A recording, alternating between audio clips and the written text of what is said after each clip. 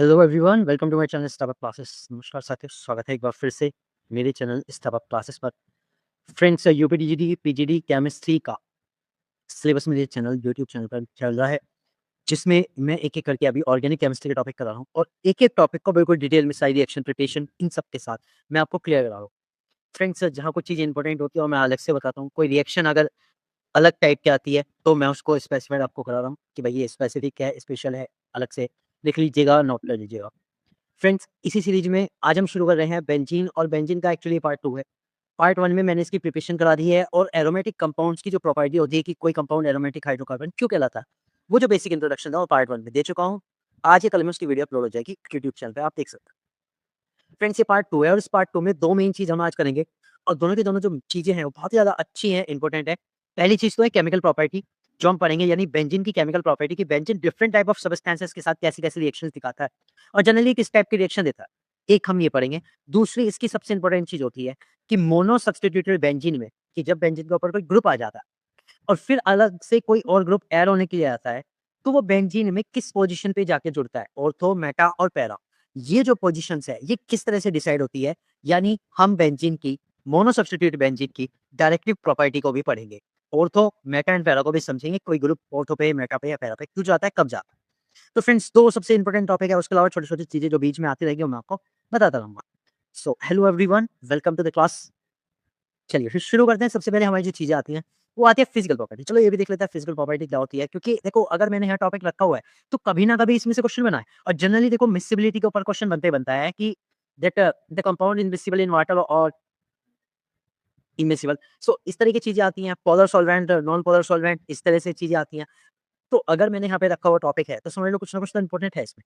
तो aromatic hydrocarbon आप non polar, ये कह रहे हैं जो एरोमेटिक हाइड्रोकार्बन है, वो नॉन पोलर है, ओके? कलरलेस होती हैं, लिक्विड और सॉलिड विद प्लेजेंट अरोमा। अब ये कलरलेस लिक्विड या फिर सॉलिड्स होते हैं विद प्लेजेंट अरोमा, इनकी बहुत अच्छी-सी सुगंध होती है। इनकी जो स्पेशल आइडेंटिफिकेशन है वो यही है कि इनमें बहुत अच्छी-सी सुगंध होती है। That's why they are called the aromatic, aroma aromatic compounds. They are immiscible in water, क्योंकि ये नॉन पोलर है और वाटर एक पोलर है, तो पानी में तो नहीं घुलेंगे, but they are miscible in organic solvent, लेकिन ये कार्बनिक विलायकों में घुल जाते हैं, यानी non polar dissolves non polar. जो नॉन पोलर कंपाउंड है वो नॉन पोलर नहीं घुलता है, ठीक है? Now third, they burns with the sooty flame, sooty मतलब काली धुआंधार लो, इस तरह की ज्वाला के साथ ये जलता है। तो ये जो एरोमेटिक हाइड्रोकार्बन बनता है, इनकी सबकी प्रॉपर्टी है। अब हम शुरू करें केमिकल प्रॉपर्टीज। तो केमिकल प्रॉपर्टीज में फ्रेंड्स, जो बेंजीन फॉलो करता है, एक चीज ध्यान रखिएगा, इलेक्ट्रोफिलिक सब्स्टिट्यूशन रिएक्शन। याद हो गई? बेंजीन में जनरली दो तरह की रिएक्शंस आएंगी आपकी, एक तो आएगी इलेक्ट्रोफिलिक सब्स्टिट्यूशन रिएक्शन, दूसरी आएगी एडिशन रिएक्शन, कुछ कंपाउंड्स। तो इलेक्ट्रोफिलिक सब्स्टिट्यूशन रिएक्शन, इलेक्ट्रॉन स्नेही प्रतिस्थापन अभिक्रिया। तो अगर कहीं पे आपको बेंजीन दिख जाए और कोई रिएक्शन पूछी जाए किस टाइप की है और बेंजीन पे कोई चीज आके जुड़ रही है, तो एकदम कह देना कि ये इलेक्ट्रोफिलिक सब्स्टिट्यूशन रिएक्शन। तो इसका मैकेनिज्म क्या है ये भी समझा देता हूँ, और मैकेनिज्म के बाद कुछ एग्जांपल से देख लेंगे चीजें कैसे काम करेंगी। सो सबसे पहले इसमें कहा जनरेशन ऑफ एन इलेक्ट्रोफाइल, कि एक इलेक्ट्रोफाइल बनना। देखो, जब भी कोई हमारे पास चीजें होती है, मैं एक बेसिक चीज समझाता हूँ किसी भी केमिकल रिएक्शन की, ऑर्गेनिक के अंदर किसी भी केमिकल रिएक्शन की, एक चीज तो होती है सबस्ट्रेट, जो आपका मेन कंपाउंड है, ठीक है? और उसके ऊपर जिस भी चीज की रिएक्शन करा रहे हो, उससे हम बोलते हैं रिएजेंट, ठीक है? रिएजेंट, अभिकारक। अब इन दोनों से मिलके क्या बनता है? प्रोडक्ट बनता है, ठीक है? अब रिएजेंट ही डिसाइड करता है कि प्रोडक्ट कैसा बनेगा, ठीक है? तो सबसे पहले ये चीज़ पता लग गई। तो यहाँ पे जो हमारा मेन है, वो सारा का सारा रिएजेंट है, क्योंकि सबस्ट्रेट तो क्या हो सकता है सबस्ट्रेट को? सबस्ट्रेट में तो बेंजीन हो सकता है, बेंजीन का कोई डेरिवेटिव्स हो सकता है, ठीक है? सब्स्टिट्यूट बेंजीन हो सकता है, बस इतना ही हो सकता है। लेकिन जो रिएजेंट है वो डिफरेंट टाइप के हो सकते हैं। तो सबसे पहले जो रिएजेंट है, उसमें से इलेक्ट्रोफाइल बनता है। एक जो रिएजेंट होता है, उसके 2 पार्ट होता है, एक न्यूक्लियोफाइल और एक इलेक्ट्रोफाइल। इस तरह से हम इसे रिप्रेजेंट करते हैं, एनयू और। तो इसमें क्या होता है कि इलेक्ट्रोफाइल बनता है, यानी एनयू, दैट इज न्यूक्लियोफाइल के ऊपर नेगेटिव चार्ज, और एक बनता है पॉजिटिव चार्ज का इलेक्ट्रोफाइल। अभी एग्जांपल आएंगे तो उससे भी समझाऊंगा। अब मुझे बताओ, ये जो सिस्टम है, न्यूक्लियोफाइल और इलेक्ट्रोफाइल में टूटना, ये कौन सा फ्यूजन है, आप मुझे बता सकते हो? अगर मैं कहूँ ये बॉन्ड है, तो ये कौन सा फ्यूजन हुआ? ये हुआ हेट्रोलाइटिक फ्यूजन। कौन सा? हेट्रोलाइटिक फ्यूजन, क्योंकि इसमें जो ये बॉन्ड बीच में था, उसके दोनों इलेक्ट्रॉन न्यूक्लियोफाइल के पास गए और इलेक्ट्रॉन जो इलेक्ट्रोफाइल था उसके पास कुछ नहीं रहा। ओके, क्लियर हो गया? तो सबसे पहले क्या हुआ? इलेक्ट्रोफाइल का जनरेशन, इलेक्ट्रोफाइल बना। Step number 2, the attack of electrophile on the ring, formation of carbocation. अब इसमें क्या होता है कि जो इलेक्ट्रोफाइल है तुरंत से जाके रिंग पर एक इसी पोजीशन पे अटैक कर देता है, ठीक है? रिंग पे अटैक करता है। तो इसे हम क्या कहते हैं? इसे हम कहते हैं अटैक ऑफ इलेक्ट्रोफाइल। मान लीजिए रिंग है और हमें पता है रिंग में अल्टरनेटिवली डबल और सिंगल बॉन्ड होता है। अब देखो इसमें ना मैं हाइड्रोजन अलग से दिखाऊँ ताकि आपको चीज़ें क्लियर हो। अब इस पे कौन अटैक कर रहा है? इलेक्ट्रोफाइल आके अटैक कर रहा है। जब इलेक्ट्रोफाइल के अटैक करते हैं ना अभी, प्रोडक्ट नहीं बना, अब ये जुड़ेगा, ये जुड़ जाएगा, हाइड्रोजन भी यहीं रहेगा और इलेक्ट्रोफाइल भी रहेगा। ठीक है फ्रेंड्स? तो ये जो बना है, ठीक है? इस केस में ये क्या बनेगा? कार्बोकैटायन। कार्बोकैटायन जनरेट हो जाएगा। ओके? कार्बोकैटायन जनरेट हो जाएगा। अब इसमें क्या होगा? Abstraction of a proton by nucleophiles. अब जो इसमें से देखो इलेक्ट्रोफाइल तो यहाँ आ गया, ठीक है? क्या बचा? न्यूक्लियोफाइल। तो न्यूक्लियोफाइल क्या करेगा? जो ये हमारा कंपाउंड है ना, ये वाला कार्बोकैटायन वाला, ये वाला, इसमें से हाइड्रोजन को निकाल के ले जाएगा। ठीक है? और इलेक्ट्रोफाइल जो है बेंजीन के ऊपर जुड़ जाएगा। ठीक है? ये इसका कांसेप्ट था, ये इसका मैकेनिज़्म था जो मैंने आपको समझाया ईज़ी वे में, ठीक है? ये कांसेप्ट है। अब बात करते हैं कि रिएक्शंस के एग्ज़ाम्पल देखते हैं। तो सबसे पहला और सबसे बेस्ट एग्ज़ाम्पल आता है nitration of benzene. Nitration benzene, nitration का मतलब क्या होता है? NO2 का एडिशन। अब एडिशन क्या दूँ? क्योंकि यहाँ सब्स्टिट्यूशन हो रहा है, तो हम सब्स्टिट्यूशन पाएँगे, ठीक है? तो बेंजीन के ऊपर हम क्या जोड़ेंगे? NO2 ग्रुप जोड़ेंगे, ठीक है? सो ये किसके थ्रू जुड़ता है? Into the presence of HNO3। ये किसके प्रेजेंस में होता है? HNO3 के प्रेजेंस में होता है एंड कॉन्सन्ट्रेटेड H2SO4 की प्रेजेंस। यहाँ जनरली जो कॉन्सन्ट्रेटेड H2SO4 होता है, वो as a dehydrating agent use होता है, ठीक है? और ये रिएक्शन कौन सी है? Electrophilic substitution reaction. यहाँ पर आज मैंने जितनी भी रिएक्शन है, जो भी उसका टाइप है, वो लिख रखा है, ताकि चीज़ें याद करने में ईज़ी रहे। अब देखो, जैसे ही हमारा बेंजीन है, बेंजीन के ऊपर हम किसकी रिएक्शन कर रहे हैं? HNO3 की रिएक्शन करा रहे हैं और किसकी प्रेज़ेंस में? कॉन्सन्ट्रेटेड H2SO4 की प्रेज़ेंस में। तो होगा क्या? ध्यान से समझना, बेंजीन के फॉर्मूला होता है C6H6, C6H6। तो इसमें क्या होगा कि जहाँ पर NO2 ग्रुप जाके जुड़ेगा, वहाँ से एक हाइड्रोजन निकलेगा और वो जो कुछ बचा उसके साथ चला जाएगा, दैट इज़ H2O बन जाएगा। अब इसमें आप कहोगे सर इलेक्ट्रोफाइल कौन-सा और न्यूक्लियोफाइल कौन-सा है, वो करके दिखाओ। तो अब मैं इस रिएक्शन को पूरा डिटेल में करके दिखाता हूँ अकॉर्डिंग टू मैकेनिज़्म। मैकेनिज़्म में फर्स्ट पॉइंट है, रिएजेंट से किसका बनना? इलेक्ट्रोफाइल का। रिएजेंट कौन-सा है हमारा? ये, ठीक है। अब ये जो HNO3 है, सबसे पहले इसका हो हेटेरोलाइटिक फिजन होता है और इससे क्या बनता है? इससे बनता है एक इलेक्ट्रोफाइल दैट इज़ NO2। अब वो कैसे बनता है देखो, इसमें से एक तो निकलता है OH और एक निकलता है NO2 पॉजिटिव। सही बात है ना? NO3 है, OH अलग निकाल दिया, NO2 पॉजिटिव अलग निकाल दिया। तो ये जो है NO2 पॉजिटिव है, यही हमारा इलेक्ट्रोफाइल है और जो OH है, वो हमारा न्यूक्लियोफाइल है। ठीक, अब सेकंड स्टेप में क्या होता है? Attack of nucleophile on the benzene ring. अब ये बेंजीन रिंग के पास जाता है इलेक्ट्रोफाइल यानी NO2 और बेंजीन रिंग पर जाकर जुड़ जाता है। हाइड्रोजन हमने अलग से दिखा दिया। अब इसी पर NO2 पॉजिटिव जाके जुड़ा और बेंजीन के ऊपर दोनों चीज़ आएगी। यहाँ पे दिखाता हूँ Hb और N, ठीक है? क्लियर हुआ? ये जाके जुड़ गया। अब ये अभी जब जाके जुड़ा तो ध्यान दो, अभी जो बेंजीन के ऊपर आएगा वो पॉजिटिव चार्ज आएगा क्योंकि बेंजीन ने इसे अभी पाई इलेक्ट्रॉन्स के साथ में अटैच किया है। अब हाइड्रोजन हटेगा तब वो मेन जगह काम होगा। तो थर्ड स्टेप में क्या होता है, जो ये हमारा कंपाउंड है, इसमें से जो H है, उसको जो न्यूक्लियोफाइल है OH, ये लेके चला जाता है।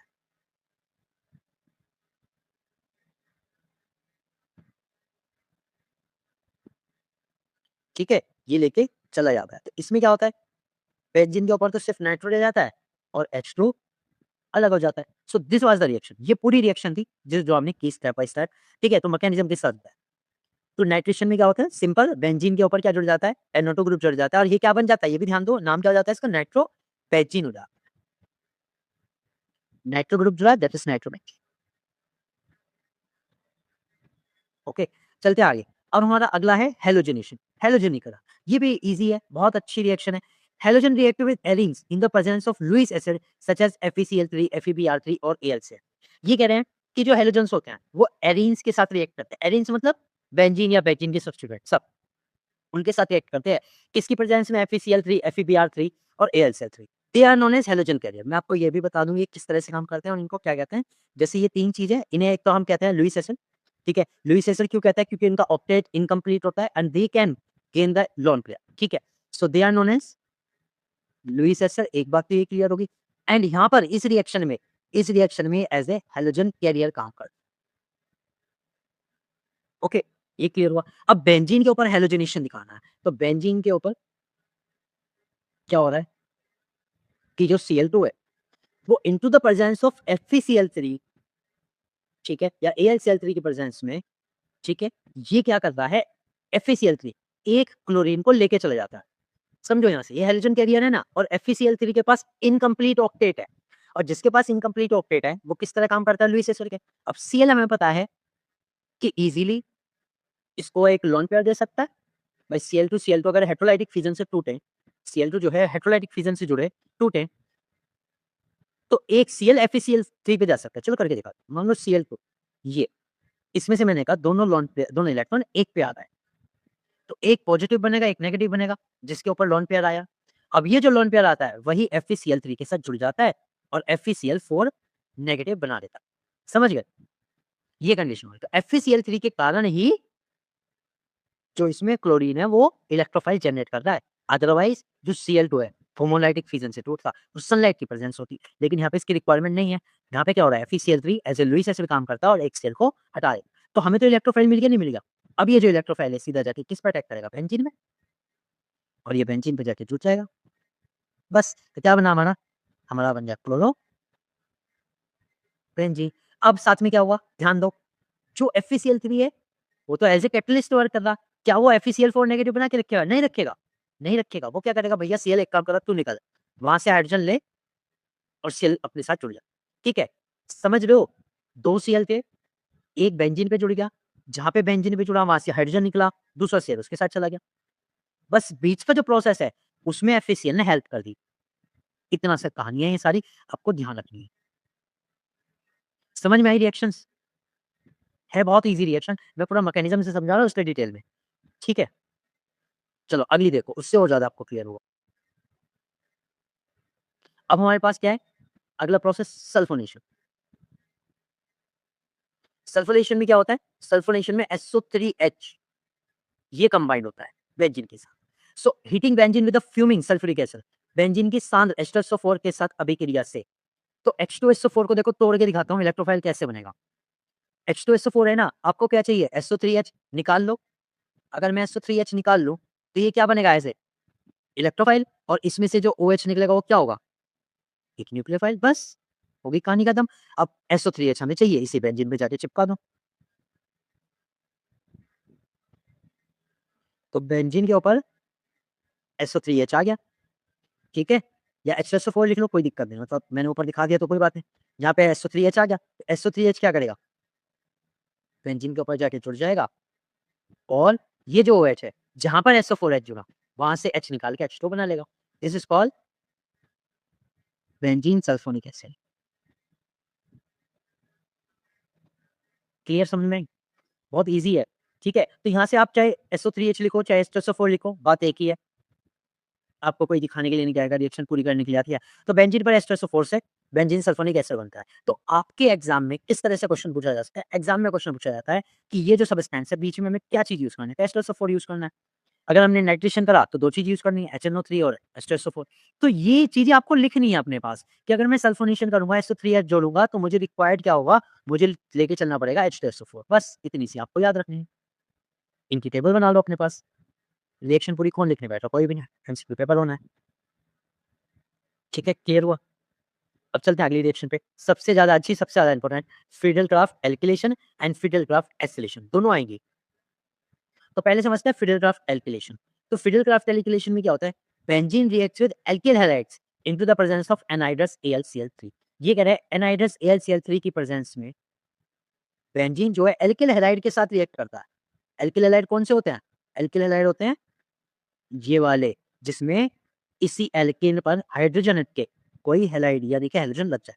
सो this are called the alkyl halide, और ये हेलो एल्केन भी आप कह सकते हैं। तो जैसे हेलो एल्केन है, इसका क्या नाम होगा, इसका नाम होगा क्लोरोमीथेन। ओके, ये हमारा बेंजीन है। तो इसमें क्या होता है, एक मजेदार चीज, इसमें Cl नहीं जुड़ता, CH3 जुड़ता है। क्यों, क्योंकि ध्यान दो, अगर मेरे पास AlCl3 है जिसकी प्रेजेंस में रिएक्शन हो रही है। तो AlCl3 किसको हटाएगा? खुद सोचो, AlCl3 किसको हटाएगा? Cl को हटाएगा। वो एक हैलोजन कैरियर है, ठीक है? जब वो हैलोजन कैरियर है, तो वो किसको हटाएगा? बोलो, बोलो। Cl। और जब वो Cl को हटाएगा, तो क्या बचेगा? CH3 एज़ एन इलेक्ट्रोफाइल, और वो इलेक्ट्रोफाइल किस पे जाके जुड़ेगा? बेंजीन। इस तरह से, ठीक है? और साथ में तो CH3 ऐड हो गया। अब CH3 यहाँ ऐड हुआ, वहाँ से एक चीज़ है कि हाइड्रोजन तो हटी होगी, वो किसके साथ जाएगी? Cl के। तो यहाँ पे AlCl3 भी है एज़ ए हैलोजन कैरियर काम कर रहा है, और इम्पोर्टेंट रिएक्शन है फ्रेंड्स। ये ध्यान दो, ये रिएक्शन किस-किस तरह से आती है मैं आपको बताता हूँ कि बेंजीन अगर CH3Cl के साथ रिएक्ट करता है तो क्या बनाता है, ठीक है? C6H5 प्लस CH3Cl दे देते हैं, कि क्या बनता है, कौन-सी रिएक्शन है? तो आपको बताना पड़ेगा कि फिडेलक्राफ्ट एल्किलेशन है, ठीक है? ये चीज़ हो गई। और किस तरह से आता है? और आता है कि एक का तो नाम दे दिया बेंजीन वर्ड में, ठीक है? और दूसरे का लिख दिया C2H5Cl। CH3 नहीं लिखना, इस बार C2H5Cl लिख दिया। अब कौन-सी रिएक्शन है? तो अब भी ये कौन-सी है? फिडेलक्राफ्ट एल्किलेशन। क्यों? क्योंकि भाई चाहे बेंजीन के साथ हैलोजन कोई सा हो और चाहे उसके साथ हेलो एल्केन्स कोई सा हो, बेंजीन के साथ अगर हेलो एल्केन कोई सा भी है, फिडेलक्राफ्ट एल्किलेशन रिएक्शन है, और एल्किल ग्रुप ही जुड़ेगा। इसमें भी बेंजीन के साथ C2H5 ही जुड़ेगा और HCl अलग निकल जाएगा। ठीक है, क्लियर हुआ? ये चीज़ें इंपॉर्टेंट है, फिडेलक्राफ्ट एल्किलेशन नेम रिएक्शन है, आती है। अगली इसी की भाई है फिडेलक्राफ्ट एसिलेशन। इस बार हम एसिलेशन करेंगे। एसिलेशन में या एसिटिलन में क्या करते हैं? इसमें एक ग्रुप जुड़ता है, वो ध्यान रखना, वो ग्रुप होता है COCH3। ये ग्रुप इसमें इंट्रोड्यूस होता है, बेंजीन के ऊपर ये ग्रुप इंट्रोड्यूस होता है, ठीक है? इसी को हम कहते हैं एसिलेशन, ठीक? So benzene reacts with acid anhydride और acid halides in the presence of anhydrous AlCl। तो ये कहते हैं दो तरीके से हो सकता है, या तो एसिड एनहाइड्राइड के साथ रिएक्शन की जाए या फिर एसिड हैलाइड के साथ की जाए। तो पहले मैं आपको एसिड हैलाइड के साथ बताता हूँ। अब एसिड हैलाइड कौन से होते हैं? पहले उस चीज़ को समझो। देखो भाई, एसिड हैलाइड में हमारे पास एक चीज़ होती है, अगर मैं CH3 C double bond O और इसके साथ H लिख दूँ, पहले भी पूरी बात समझिएगा। तो ये क्या बना? आपका OH सभी तो एल्डिहाइड है, बिल्कुल सही है, CHO है, एल्डिहाइड होना चाहिए, बिल्कुल है, ठीक है। अगर मैं H को हटा करके यहाँ पे OH लगा दूँ, तब आप क्या कहोगे? सर ये बन गया CH3 COH, ये कार्बोक्सिलिक एसिड बन गया, एल्डिहाइड नहीं है, कार्बोक्सिलिक एसिड है, ठीक है, क्लियर हो गया। अब बात समझते हैं, अगर मैं इस OH को हटा के यहाँ पर एक Cl लगा दूँ, अब ये क्या बन गया? अब इसे हम कहेंगे एसिड हैलाइड, और चूँकि यहाँ हैलाइड में क्या है? क्लोरीन, तो इसे हम क्या कह सकते हैं? Acid chloride, common name acid chloride. समझ गए ना? बात समझ में आई कि है क्या चीज़? चलो, ये हमें पता लग गया है क्या चीज़। अब इसी से पहली रिएक्शन कर रहे हैं ना, एसिड हैलाइड से, ठीक है? तो इसी को हम किस पे इंट्रोड्यूस कराएँगे? बेंजीन के ऊपर।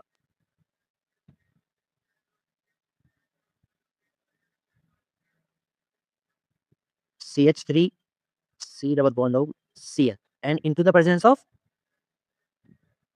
एनहाइड्रस AlCl, ठीक है? क्या होगा? पता लग गया होगा अब तक तो। Cl तो जुड़ेगा नहीं, CH3CO पूरा जुड़ जाएगा बेंजीन के ऊपर, पूरा जुड़ जाएगा बेंजीन के ऊपर। तो मान लो मैंने यहाँ जोड़ दिया C double bond O CH और साथ में HCl अलग, ठीक है? बस इसको हम क्या कहते हैं? फिडेलक्राफ्ट एसिलेशन या एसिटिलीकरण या एसिलेशन, एसिटिलन, इस तरह से कुछ भी कह सकते हो। खैर, ये किससे थी? एसिड हैलाइड से। अब एसिड हैलाइड से हो गई, अब हम देखते हैं एसिडिक एनहाइड्राइड से। उसने कहा ना एसिड एनहाइड्राइड से भी हो सकती है। तो एसिड अनहाइड्राइड क्या होता है?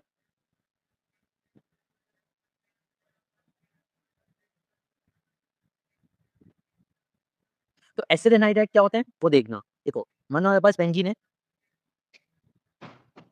और बेंजीन पर एक ग्रुप ऐड होता है CH3CO CH3CO, और ये जो दोनों हैं, ये एक ऑक्सीजन से जुड़े होते हैं, एक सिंगल ऑक्सीजन से। ठीक है? क्लियर हुई इतनी बात? ओके।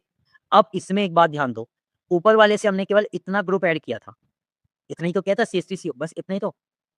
इसमें भी तो इतने ही करेंगे, इसमें कोई ज़्यादा फालतू बड़ा ग्रुप थोड़ी ऐड हो जाएगा, इतना ही करेंगे। तो इसमें से 2 पार्ट कर दो, इतना। नीचे वाला अलग, ऊपर वाला अलग। तो जो ऊपर वाला पार्ट है, वो जाके बेंजीन के ऊपर ऐड करो, C double bond O CS, ठीक है? क्लियर हुआ? ये जुड़ गया। तो ये हमारा क्या बन गया बताओ? बताओ, ये है क्या वैसे? ये है एसिटोफिनॉन। इस कंपाउंड का नाम एसिटोफिनॉन है, दोनों, ऊपर वाला भी, ये वाला भी, वो भी सेम ही तो है। इसका नाम है एसिटोफिनॉन, कीटोन वाला ग्रुप है। अब सुनो ध्यान से इसमें, उसमें तो सिर्फ Cl बचा था, तो HCl बन गया।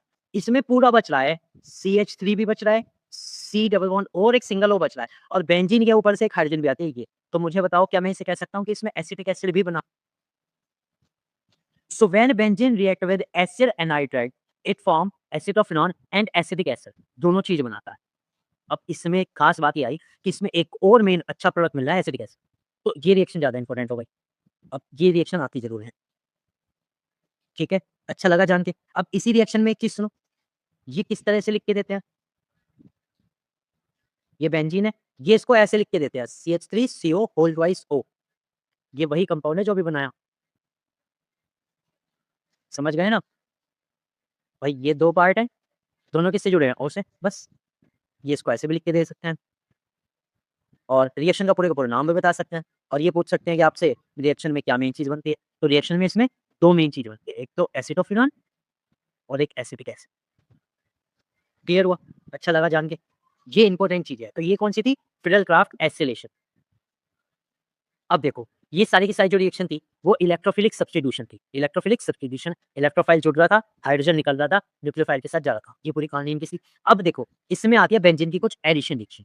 अब जो बेंजीन की जो एडिशन रिएक्शन है, एक चीज ध्यान रखना, under the normal condition benzene addition reaction देता नहीं है, नॉर्मल कंडीशन में तो देता नहीं। तो इनके लिए जरूर कुछ ना कुछ एक तो कैटलिस्ट यूज होगा और कुछ एडवांस कंडीशन यूज होगी, लाइक कहीं पे गर्म करना पड़ेगा, कहीं कुछ और होगा। तो इस तरह से इनका एडिशन हो जाता है। तो बेंजीन पर हम पहले किस चीज का एडिशन कराने हैं, addition of hydrogen H2, it is done into the presence of nickel as a catalyst. तो इसके लिए कैटलिस्ट यूज करते हैं तो निकल या प्लेटिनम या पैलेडियम, ठीक है। तो बेंजीन पर सिंपल सा H2 ऐड होगा, ओके, और कितने H2 ऐड होंगे, 3, निकल की प्रेजेंस में 475 कैलोरी पर। अब देखो एक बात ध्यान से सुनो, मैं इसको थोड़ा सा और यहाँ पे बनाएंगे,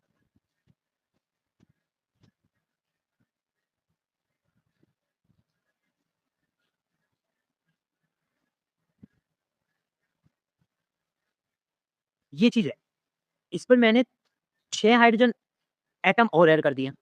तो क्या मैं ये कह सकता हूँ कि डबल बॉन्ड तो गायब हो गए। अब डबल बॉन्ड गायब होने के बाद क्या हुआ,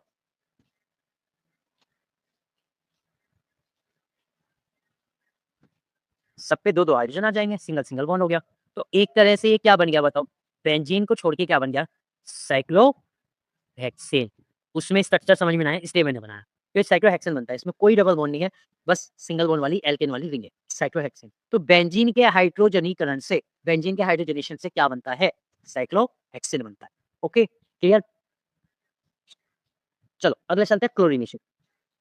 तो क्लोरीकरण, अब की बार क्लोरीन ऐड करना है। So addition of 3 molecule of Cl2 under the ultraviolet rays to form gammexane. तो ये कह रहे हैं जब बेंजीन के ऊपर 3 क्लोरीन मॉलिक्यूल का ऐड होता है तो ये गैमेक्सीन बनाता है। अब गैमेक्सीन में देखो होता क्या है, जब बेंजीन किसी चीज को ऐड करेगा डबल बॉन्ड तो खत्म, तो इन पे हाइड्रोजन था ही वो शो नहीं कर रहे, सिर्फ Cl लगता है। पिछली वाली में जहां हाइड्रोजन लगे थे अब की बार Cl लगता है। इस कंपाउंड को हम क्या कहते हैं, इस कंपाउंड को हम कहते हैं बेंजीन हेक्साक्लोराइड और गैमेक्सीन। अब ये पीजीडी लेवल की रिएक्शन है बहुत इजी बट पीजीडी लेवल की है, ठीक है। किसकी प्रेजेंस में हुई, अल्ट्रावायलेट राइज, ठीक है। क्लियर हुआ, समझ में आया। So these was the addition reaction और बस दो ही थी, दो मेन थी वो बता दी। अब आता है कंबस्शन ऑफ बेंजीन, बेंजीन का कंबस्शन। तो बेंजीन का कंबस्शन मैं लिख देता हूँ, रिएक्शन होता है भाई, अगर कोई भी ऑर्गेनिक कंपाउंड चलता है तो हमें उसमें पता है दो चीजें तो मेन बनती है, कार्बन डाइऑक्साइड और वाटर, साथ में हीट रिलीज जरूर होती है, ठीक है, हीट तो जरूर रिलीज होती है। तो C6H6 C6H6 plus 15O2 is equal 12CO2, यानी कि कार्बन डाइऑक्साइड बन गई, 6H2 वाटर बन गया, और साथ में इसमें हीट रिलीज होती है -6530 किलो जूल। तो अच्छी खासी इसमें हीट रिलीज होती है, ठीक है फ्रेंड्स। क्लियर हुआ। इसके साथ ही बेंजीन की जो भी केमिकल रिएक्शन थी, जो भी इंपॉर्टेंट केमिकल रिएक्शन थी वो मैंने आपको करा दी, ठीक है। अभी एक चीज और रह गई है, मैं आपको बताता हूँ। अभी ना कुछ इंपॉर्टेंट कन्वर्जन रह गए, जैसे step up reactions, step down reactions. Step up मतलब जिसमें हम क्या करते हैं, लाइक बेंजीन था तो बेंजीन से टोलुइन बनाना, उससे कुछ इंपॉर्टेंट और बनाना, या फिर वापस आना कि बेंजीन से एल्केन बनाना। इस तरह की जो रिएक्शन है, एक तो वो रह गई, ठीक है। और दूसरी कुछ चीजें रह गई, जैसे डिस्टिंग्विश बिटवीन दो कंपाउंड दे दिए और उनका टेस्ट है और उनके बीच डिस्टिंग्विश। फ्रेंड्स वो चीज भी मैं आपको कराऊंगा, सेपरेट कराऊंगा बिल्कुल, लेकिन वो मैं कब कराऊंगा, जब अभी थोड़ी सी और ऑर्गेनिक आ जाएगी, क्योंकि अभी तक जो ऑर्गेनिक चल रही है वो बहुत बेसिक चल रही है, alkane alkene alkyne benzene basic है। इसके बाद थोड़ा सा जब एडवांस आ जाएगा ना, हेलो एल्केन्स फेनॉल वगैरह हो जाएंगे, उसके बाद वो चीजें साथ में शुरू हो जाएंगी। ओके, तो यहाँ तक हो गया, इसमें हमने केमिकल प्रॉपर्टीज जो है बेंजीन की क्लियर कर ली, ठीक है। ओके फ्रेंड्स, चलो अब देखो अगली जो चीज़ आती है हमारे पास सबसे अच्छी आती है, डायरेक्ट इन्फ्लुएंस ऑफ मोनोसब्स्टिट्यूटेड बेंजीन। ये अच्छा टॉपिक है, अच्छा टॉपिक भी है, समझने वाली चीज़ें भी हैं, आपको पता भी होना चाहिए। देखो होता क्या है जब मोनोसब्स्टिट्यूटेड बेंजीन होता है, मान लो बेंजीन के ऊपर कोई एक ग्रुप लगा हुआ है OH लगा हुआ है। अभी तो हमने सिंपल बेंजीन पर कोई भी इलेक्ट्रोफाइल लाके ऐड कर दिया था, वो ऐड हो गया था। अब मान लो OH लगा है और मैं इसके ऊपर ले जाके रखता हूँ कि भाई मुझे किसी चीज़ को जोड़ना है लाइक Cl को जोड़ना है। और वो Cl कहाँ जाएगा? वो Cl कहाँ जाएगा? वो Cl इस वाले पॉइंट पे जुड़े, इस वाले पॉइंट पे जुड़े, इस पे जुड़े, इस पे जुड़े या कहाँ जुड़े? ये कौन बताएगा? फ्रेंड्स ये जो चीज़ होती है, ये डिपेंड करती है इस फंक्शन पे, कि ये फंक्शनल ग्रुप क्या है, इस चीज़ पे डिपेंड करेगी। ठीक है? ये समझ में आई? अब देखो ortho and para directive group को समझते हैं। Ortho and para directive group मतलब कि जो हमारा मेन ग्रुप है, उसके रिस्पेक्ट में 2nd पोज़ीशन और 4th पोज़ीशन को हम क्या कहते हैं? Ortho and para. ये पोज़ीशन ऑर्थो, ये भी ऑर्थो और ये पैरा। ठीक है? तो ortho and para directive property देखते हैं। क्लियर हुआ? जो कांसेप्ट मैं बता रहा हूँ। तो कुछ ग्रुप होते हैं, जैसे मैं नाम लिख देता हूँ NHR, NH2 से शुरू करते हैं, NH2 फिर NHR फिर NR, ये तो नाइट्रोजन वाले हैं। सारे के सारे कैसे हैं? Ortho and para directive. ठीक है? फिर आते हैं ऑक्सीजन वाले। ऑक्सीजन में शुरू करते हैं सबसे पहले तो ऑक्सीजन और हाइड्रोजन दैट इज़ अल्कोहल। फिर इसमें हाइड्रोजन हटा एल्किल ग्रुप लग गया OR that is alkoxy group और ये ईथर वाला भी है। ठीक है? उसके बाद आता है हैलोजेंस, जो हैलोजन के पास मिलोन पेयर होता है और उसके बाद आते हैं एल्किल ग्रुप, सिंपल एल्किल। अब आप कहोगे सर समझ में आता है कि बाकी सबके पास तो लोन पेयर है, लेकिन इस एल्किल के पास तो कोई लोन पेयर नहीं है। ये क्यों दिखाता है फिर? ये कैसे दिखा सकता है? इसे भी समझेंगे। इसमें भी एक खास बात है कि alkyl group ortho and para directive group preference कैसे दिखाता है? यही चीज़ें इंपॉर्टेंट हो। चलो शुरू करते हैं कि फिनोल का कैसे होता है। तो भई जब पेचिन के ऊपर OH ग्रुप जुड़ा होता है, तो OH ग्रुप के पास हमें पता है लोन पेयर होता है। अब ये जो लोन पेयर होता है, ये इसको रिंग में ला सकता है। या ले आया, ठीक है। अब जैसे ही ये ग्रुप यहाँ आया, तुरंत से यहाँ पे डबल बॉन्ड और ऑक्सीजन के पास से एक लोन पेयर चला गया उस पे पॉजिटिव चार्ज। अब सुनो ध्यान से, ये जो कार्बन था इस पॉइंट पर, इस कार्बन के पास डबल बॉन्ड थे, नीचे की साइड। अब उसे मिल रहा है ऊपर OH से, तो वो क्या करेगा? इस बॉन्ड पेयर को यहाँ पर as a lone pair shift कर देगा। समझ गए? This will be the first. Okay. अब आगे क्या होता है? आगे सुनो। हमें पता है रेजोनेंस एक चीज़ होती है कि ये लोन पेयर ऐसे बॉन्ड पेयर आ जाएगा और नीचे वाला bond pair as a lone pair आ जाएगा। अगला जो स्ट्रक्चर बनेगा, ऊपर वाला case two as it is, इसमें तो अभी कुछ हुआ नहीं चेंज। अब क्या हुआ है यहाँ पे? जो ये लोन पेयर था वो बॉन्ड पेयर बन गया और जो नीचे वाला बॉन्ड पेयर था, वो एज़ अ लोन पेयर यहाँ आ गया। अब क्या होगा? अब ये आगे जाएगा। ये यहाँ पे और ये यहाँ।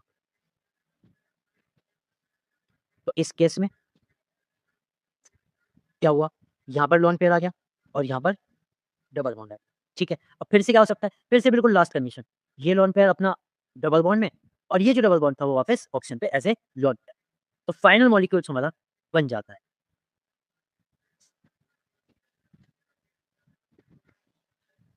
ठीक है? अब देखो ऑक्सीजन के वापस सारे कि नहीं हो गए? ये चीज़ बन जाती है। बस इन सबको हम क्या कहते हैं? इन सबको हम कहते हैं रेजोनेंस स्ट्रक्चर।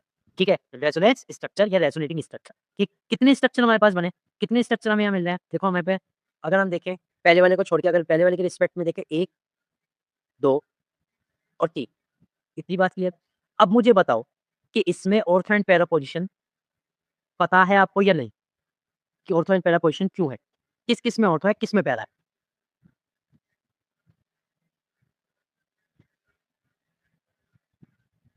बताओ कमेंट करके जल्दी से।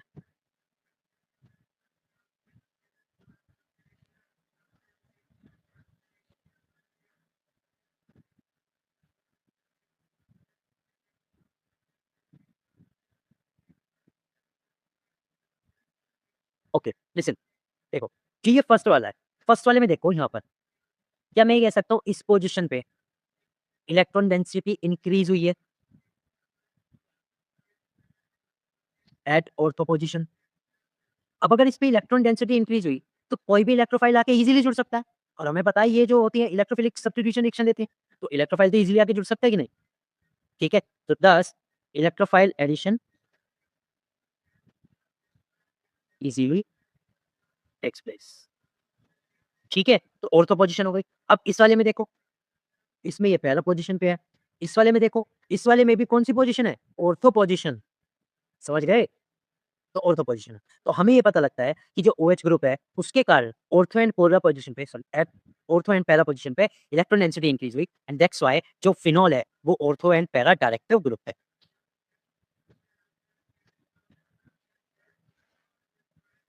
समझ में आया? ये अच्छा। अब बात करते हैं एनिलीन की, तो एनिलीन का स्ट्रक्चर आप खुद बनाना और बना के मुझे भेजना। देखो मैं इसमें दिखा देता हूँ, ऊपर क्या है NH2, NH2 के पास लोन पेयर है और ये लोन पेयर बस यहाँ आ जाएगा साइकिल में, रेजोनेंस में आ जाएगा, यहाँ डबल बॉन्ड हो जाएगा, NH2 के पास से लोन पेयर गया पॉजिटिव चार्ज और ये जो डबल बॉन्ड का होते हैं ऐसे लोन। अब इससे आगे के अपने आप बनाना और उसपे ortho and para position show करना कहाँ-कहाँ पर है, ठीक है? क्लियर हुआ? अब इसी के साथ जब एनिलीन देखा, तो आप वो भी देखते जाओ क्लोरोबेंजीन में। क्लोरोबेंजीन, ब्रोमोबेंजीन ये किस तरह से दिखाते हैं? भाई ये भी सेम है। हमें पता है इनके ऊपर भी क्या होता है, इनके ऊपर भी लोन पेयर होता है। ये लोन पेयर बेंजीन को दे देंगे एंड सेम थिंग जो अब तक होती आई है,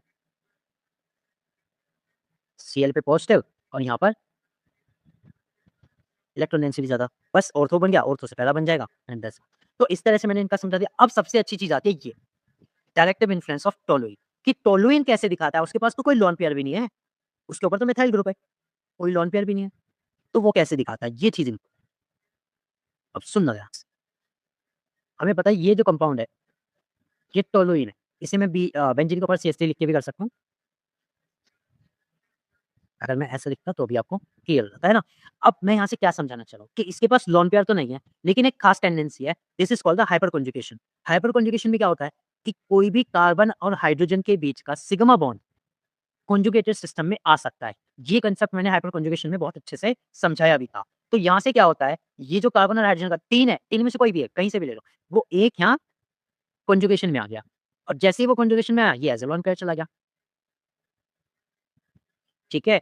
तो यहाँ पर तो बॉन्ड है, यहाँ पर भी बॉन्ड है, बस इस हाइड्रोजन का गया, इस पर पॉजिटिव चार्ज। अब ये हाइड्रोजन कहीं जाएगा नहीं, this is called the no bond resonance. यहाँ पर डबल बॉन्ड और यहाँ पर इलेक्ट्रॉन डेंसिटी। अब बस जैसे पिछले वाले में कराया ऐसे यहाँ करना है, ये यहाँ जाएगा, ये यहाँ जाएगा। यहाँ इलेक्ट्रॉन डेंसिटी, यहाँ बॉन्ड आ गया यहाँ, ऊपर वाली कंडीशन से।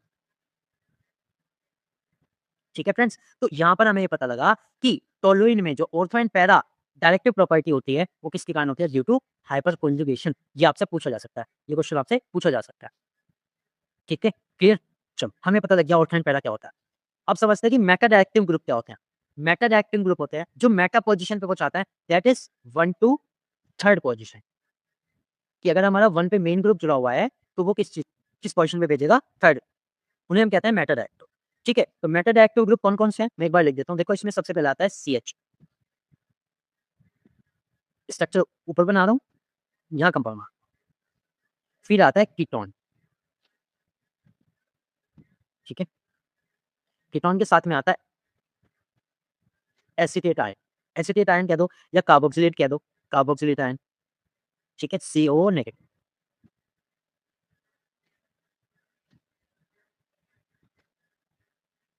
ओके? फिर हमारा क्या आता है? फिर हमारा आता है ईस्टर,